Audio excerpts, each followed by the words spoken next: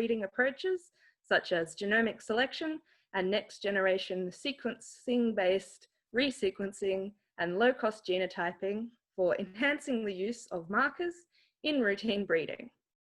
He is known for leading the efforts in developing cost-effective genotyping platforms, enabling the use of markers in routine breeding programs.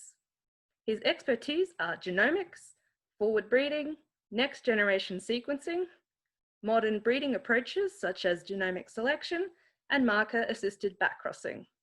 He was awarded the DST Inspire Faculty Award by the Government of India in June 2015. He is involved in many editorial activities, which include journals like Springer, the Plant Genome Journal, which is published by the Crop Society of America, and Frontiers in Plant Science.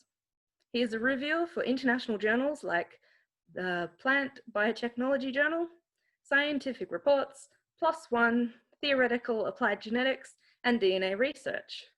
We are honored to have him with us today. I now request Dr. Manish to please share his slides and begin your presentation. Thank you very much.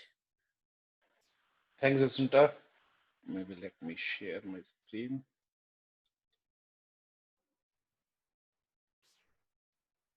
Yes, sir. Can you see it? Perfect. Yes. Somehow I cannot share it. See it. Maybe. So is it possible? I'm not sure. Is it possible? Right, Shubha? Yes, but there is a option in the next slide. I think yes. Now it's okay. Now it's fine, sir. Okay. Thanks, Shubha, and thanks Team BioEngine for this opportunity for this talk. And pleased to be here and meeting so effective team of you hardworking people. And I saw from the list of registrants you have very good reach globally, not in India or maybe neighboring. And several people from several countries I'm hoping they are joining this thing. And today I'll be presenting about our efforts on integrated genomics for accelerating the rate of genetic gain for chickpea. So as told by I'm Manish Vikyal. I'm a senior scientist at ICRISAT. I mainly work on chickpea. In general, I work for some of the legumes, but majorly my focus have been the chickpea. Some of the people who wants to know about the work, they can follow on the Twitter. They can email me. My email is there. Some of the questions you are not able to. I'll try to answer all the questions here. But if some questions are left, they can email me. I'll be happy to address those things. Before I start my research work, let me give a brief about the institute where I work. It's ICRISAT, International Crops Research Institute for Semi-Arid Tropics. It's one of the CGI institute which works, and we feel that we believe from ICRISAT that all the people have a right to nutrition food and a better livelihood. We work with a vision of a prosperous food secure and resilient island topics. Our mission at ICRISAT is to overcoming poverty, overcoming hunger, reducing malnutrition, and preventing environment degradation. If you see, ICRISAT is based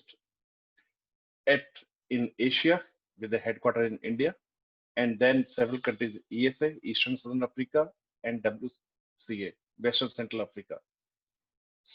We have been working this location together with the respective countries based on the country strategies, addressing the global issues of the hunger, malnutrition. And when you see the ICRISAT location, you will see that why ICRISAT become important.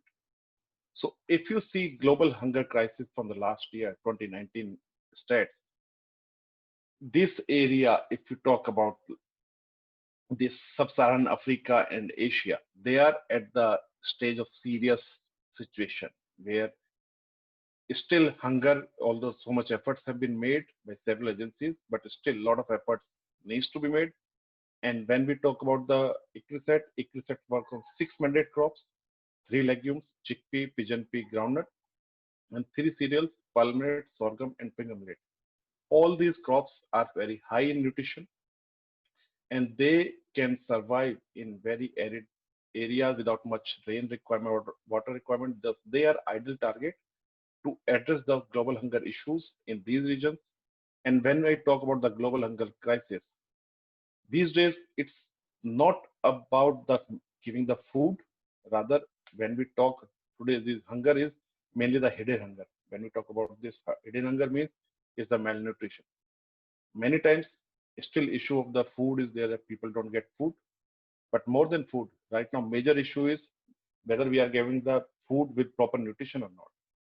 So some of the factors which define the global hunger crisis is first is undernourishment. When we say that a big share of population that is undernourished, they get insufficient calorie intake. Second major issue becomes child wasting.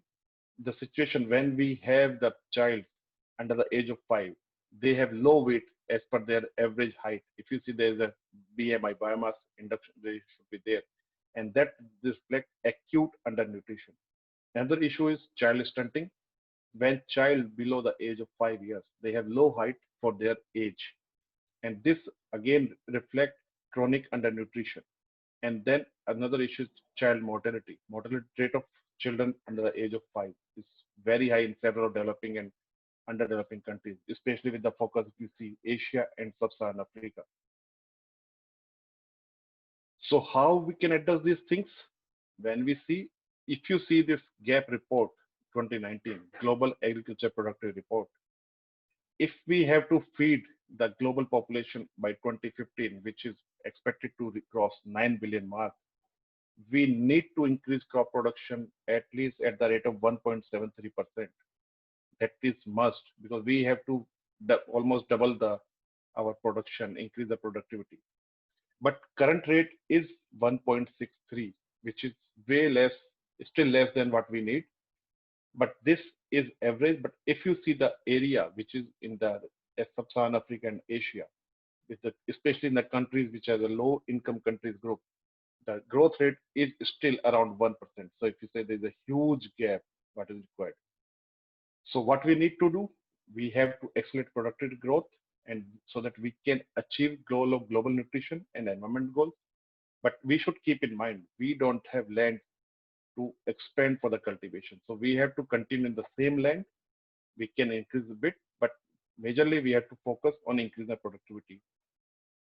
Some of the technologies which came out of these things, how we can address those issues. To work, one of the major things came, if you see crop genetics. So one of the things by crop genetics, we can address the yield, we can prevent the biohabits, and we can contribute to production increase by increasing productivity. In addition, there are other factors like soil health, tillage management, this is post-harvest management, water and nutrient management, diversification, pest control and pollination, and integrated aquaculture. So these are some of the techniques suggested, but here my work, which we work at here, mainly focus at least we are working mainly focused on the crop genetics. So I'll be presenting some of the efforts what we are doing in the crop genetics to address these issues. Before I go into just one slide about our work, the importance of the pulses.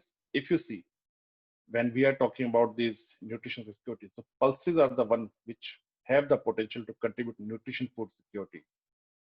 Green Revolution was able to increase the crop production and were able to feed the large population of the world. But still there are issues like I showed you, child stunting, child wasting, child death, because of they get food but not the proper nutrition diet. So then how we can do, so pulses are the one which has the potential to address those things. How they are suitable for marginal environments, they don't need much of the water. They are high protein and mineral source.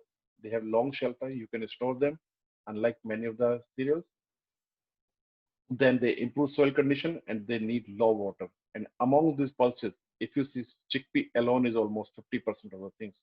And this is where most of my talk will be talking about this today on the chickpea.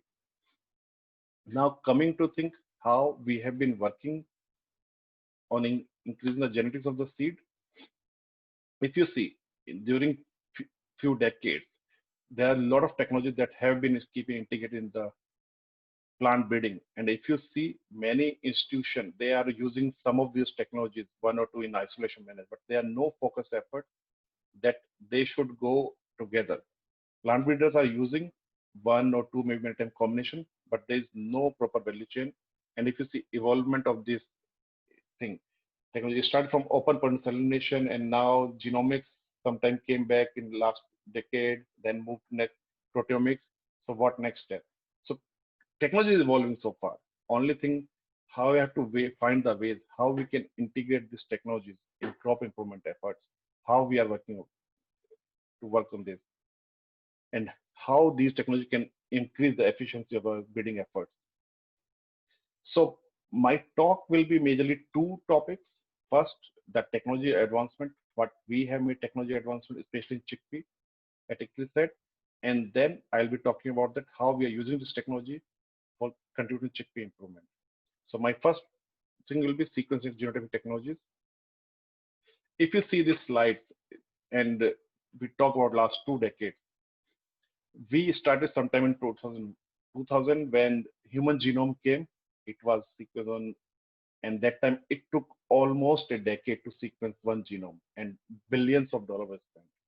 So you could see that cost of sequencing was so high, and sequencing was so challenging to think about. We were not able to think that, oh, we should plant sequence our crops or things. Then era moved in 2007 to 2014. The next generation sequencing start to evolve. A lot of technology came like Roche, Illumina, Solid, Helicos, PacBio, and then we started to move from the a genome per decade to genome per year, sometime 2004, 2005, when rice genome came, Chauveau and Nia may be aware because they worked on rice. And then we started that move 2012, 13, that it moved that a genome per day. Sequencing technology evolved so fast. And today, when we are talking about the next generation sequencing at its peak, we are talking about not in one or two. We can sequence more than 100 genomes per day. We have the machines which have the capacity of generating terabytes of data in a day. So then we can generate a lot of knowledge in a day. So this shows the rapid advancement in the technology. But when we talk about the opportunities, in 2000, it was generating about thousands of genes in a year per year kind of thing. When we sequence human genome, we got about few thousand genomes. And then we started to move from 100,000 of genes per year, then millions of genes per year. But today we are talking about tens of millions of genes. Means we got a lot of opportunities to work. But we get generating a lot of sequence. But to create to those opportunities, we have to identify the novel genes. We have to do the allele discovery. This kind of thing has to be done. So technology is evolving, but we need to learn to make use of the technology. This slide shows, if you see, I slightly modified it, that cost of genome per genome, if you see, is going drastically down. In 2005, we are talking about, in fact, if you go last year or these days, people are talking about that genome in $1,000.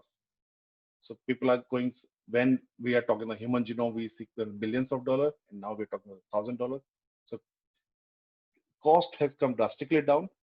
Similarly, the amount of genome sequence can be generated is going up.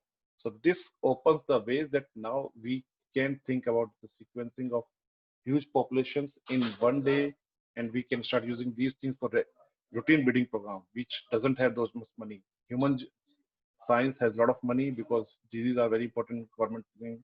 You see the COVID, now government are acting every money they have towards the COVID research, but this situation doesn't come anytime for the plant science. So when the cost is down, then only we can start thinking about bringing the technology, the plant science. And among different genotyping technologies, majorly we use two types of technologies: genotyping by sequencing. Although there have been patenting issues, so now issues reduce, the use of GBS also reduced because of several things. And another approach is SNP arrays. In GBS, what you do is you have those low coverage sequencing based on the multiple digestion, and then you sequence those things, so you get low coverage. But one of the major issue comes that you get GBS is rapid, cost effective, and you get sequencing and genotyping in one step. So these are some good things, but when we got about the challenges, you get a lot of missing data, and you need huge data and need technical expertise to handle those things. And still, when you are mapping and those things, there are possibility of sequencing or mapping errors. and a lot of missing doesn't allow you to address some of those concerns. So then when we start talk the second technology, then it comes the array-based, which is high density genotyping, and thousands of SNPs. Now talking about the even more can be genotyped with the same marker every time. So using those technologies, we start, sorry, we developed high density Axiom SNP array in the chickpea, where we use sequencing data about more than 400 chickpea lines. Then using different catalyzed SNPs, there should not be no SNP on 30 flanking base pair, and then no repeated sequence. You mean the different criteria, we selected a set of more than 70,000 SNPs, and based on different scores by the company, and then we made a final available the SNP array of more than 50,000 SNPs, which was available. And if you see this screen, it shows that the overall genome distribution of those SNPs. So you have the SNP from the entire genome. There is not even a single gap. So you got SNPs. So this is a good resource when if you have to do some high resolution mapping, because more than 50,000. But for every application, when you talk about the 50,000 SNPs, so it comes at a cost. So you have to see there's a cost, how much cost you want to put, how much these things. So we cannot use everywhere this kind of. This is good for the high resolution mapping kind of thing. But there are applications where you don't need 50,000, you just need 2,000, 3,000, or 5,000 SNPs. For that purpose, we started to work with Thermos, and we started to target a mid-density NGS platform, which does a targeted GBS, a flexible, powerful, accurate genotyping system. So this genotypes based on the sequencing. What it does, you select some of the targets, you sequence those targets, and does the allele calling, and then because you do the sequencing, so there's a possibility of getting some novel alleles in addition to the known SNPs. So if I'm starting with 5,000, so minimum marker data I'll get 5,000, but there's a possibility I may get few additional SNPs based on the sequencing data. So in the chickpea, we developed those mid-density arrays where we have developed the 5,000 markers, and we have kept those priority 1 and priority 2 markers. And now these SNP arrays are ready and available for genotyping. Like I mentioned, there's a high density genotyping, there's a mid density, and then next, what about the low density kind of thing? So we at IQCell started to work on the chickpea QC panels. We use the sequencing data on chickpea parental lines, identify about a set of 48 markers. We validated those markers on selected parental lines. And finally, we came up with the 14 markers, and we did validation, and this panel is also available for genotyping. When we talk about these different kind of markers thing, I think only RICE has so far which has a defined QC panel, and which is very much useful for this kind of technologies. And another thing, when we have these technologies, one of the major challenges comes how we can make them cost effective. So at IQCell, Dr. Rajiv Varshney, together with ASRI, CIMMYT, and several other CGS centers, through a Gates-funded project, they started a project called STPG, where plan was to provide genotyping services at very cheap cost. So we entered in a collaborative agreement with Intertek, one of the service providers, and based on this part of this project, genotyping services to national partner and CGS system was being provided at the cost of $1.5 per sample for genotyping of 10 SNP markers, including DNA isolation. This was one of the very cost-effective marker system. And when we talk about these things, like Shubho mentioned that I have been working on the forward bidding thing. So idea is that you get, when you're dealing the F2 lines, you screen with those STPG marker, you select for positive alleles, and then you keep on addressing, then you select with the disease or your quality trait. In the end, you keep on reducing the number of lines based on marker, and this gives you possibility to select the lines with all the possible traits you want to have. There is always a challenge and question when we talk about the markers. People get confused that, oh, you talk that you have so many markers, so all these millions of markers should be useful for crop improvement. No, there are different type of terminology. So I just thought to clarify before we move ahead. When we talk about markers, there may be millions of the markers. Like when we do sequencing in chickpea, we got 4 to 5 million of markers. But being marker is one thing, but first step should be whether they are polymorphy in that population I want to use. This reduce number of the markers drastically. Then how many of these can be mapped? Maybe this is further reduced. And then markers associated with my trait of interest. And at the end, if I want to have a diagnostic marker, which gives me presence or absence, if this marker is there. So you will start from millions, but at the end, reach 1, 2, or 5 or 10 markers, not more than that. That may be directly deployed in the breeding program.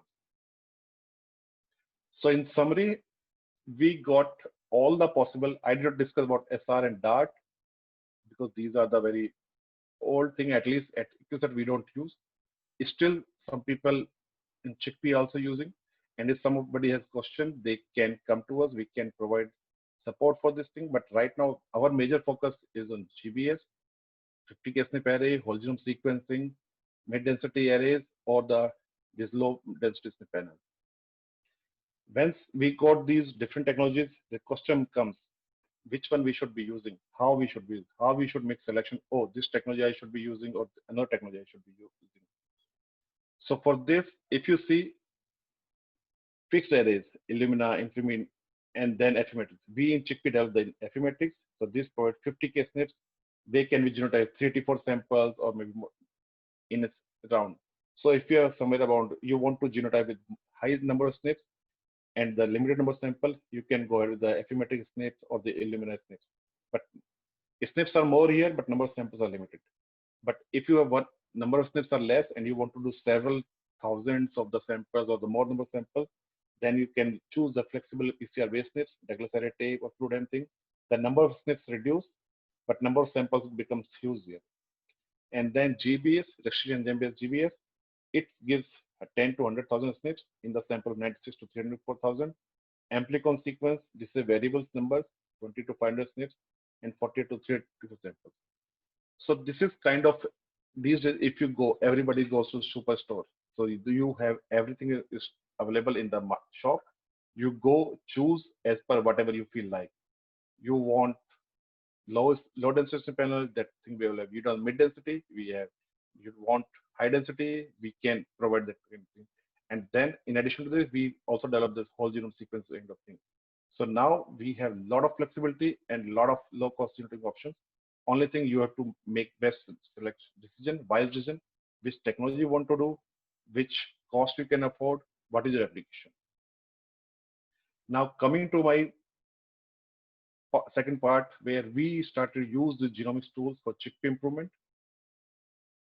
In 2016, we reviewed one article, did a review for the Frontiers Plant Science, where we selected how modern breeding approaches can enhance the rate of genetic gain.